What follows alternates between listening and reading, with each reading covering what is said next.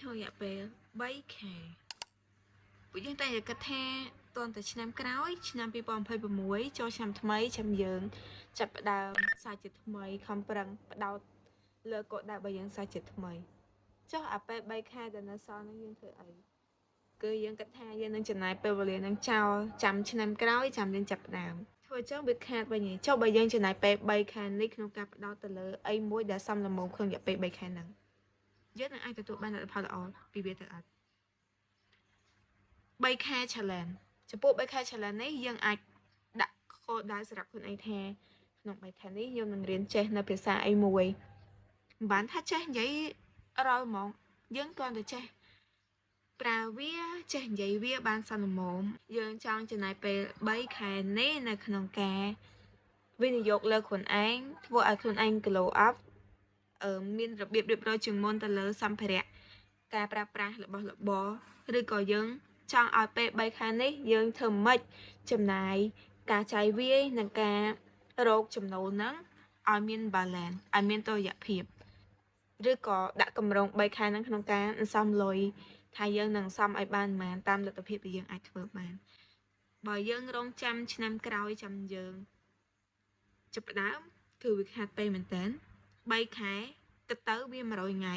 អីដែលពិបាកជាងគេមុននឹងការចាប់ផ្ដើមហ្នឹងគឺយើងអត់ដឹងថាយើងនេះចង់បានអីយើងអត់ដឹងថាយើងចង់ឈ្នះទៅលើរឿងអីមួយចំពោះ challenge របស់យើងឯងចឹងទាញកណ្ដាលសភៅប្រកាសថាខ្ញុំអាចធ្វើអីបានក្នុងរយៈពេល3 ខែនេះចុះខ្ញុំប្រាប់អ្នកគ្នាត្រួសអីដែលយើងអាចធ្វើការអភិវឌ្ឍខ្លួនឯងបានណាគឺ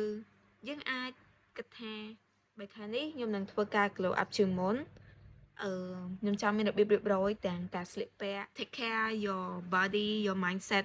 ឬក៏គិតថា3 ខែនេះយ៉ាងហោចណាស់ខ្ញុំអានសភៅឲ្យបាន3 ក្បាលសភៅលើកទឹកចិត្ត3 ក្បាល3 ខែនេះខ្ញុំចង់ឲ្យខ្ញុំចេះនិយាយភាសាអង់គ្លេសដូចបរទេសនិយាយមួយបរទេសដោយភាពជឿជាក់ឬខ្ញុំផ្ដោតថាខ្ញុំនឹងរំលឹកមេរៀនចាស់ៗដែលខ្ញុំបានរៀនហ្នឹងមកវិញទោះបីជាមិនបាន 100% យ៉ាងហោចណាស់ក៏បាន 30% នៃការរៀនដែរនឹងរៀនខំរៀនចេញពី comfort zone ទៅរៀននៅបណ្ណាល័យទៅក្រៅទៅអង្គុយរៀននៅក្រៅ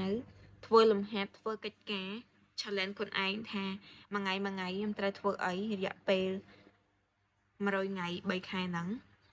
ស្គាល់មនុស្សថ្មីហើយណាឲ្យបាន3 នាក់ចង់បង្កើតបទពិសោធន៍ថ្មីធ្វើការងារសង្គមទៅជួបមនុស្សថ្មីនៅក្នុង comfort zone យូរយើងអត់មានអារម្មណ៍គិតថាយើងនឹងទៅជួបជាមួយនឹង high stress environment បានតែ at least try ហើយណា3 ខែហ្នឹងបើមិនបានអីខ្លាំងណាស់ណាទេហើយណាក៏អាចបាន 20% នៃគោលដៅរបស់យើងដែរអញ្ចឹងកុំបោះបង់ហើយកុំរងចាំពេលវេលាក្នុងឆ្នាំថ្មីមកដល់ទើបចាប់ផ្ដើមយើងអាចចាប់ផ្ដើមលើនេះទៅលើអីដែលយើងចង់ធ្វើ3 ខែតោះចាំឃើញលទ្ធផលទាំងអស់គ្នានៅចុងឆ្នាំ2025